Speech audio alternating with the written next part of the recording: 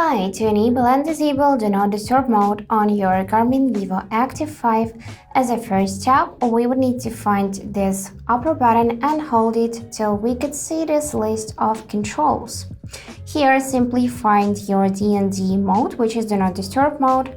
In my case, it is right the first section, but in your case, it could be somewhere lower.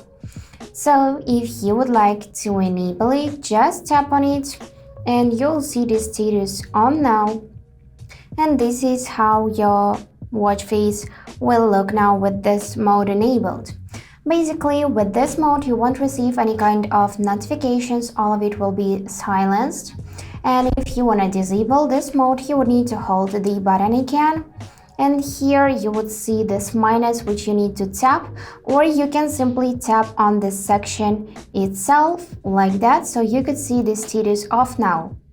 And that's it for today. Hope this video was helpful and thank you for watching.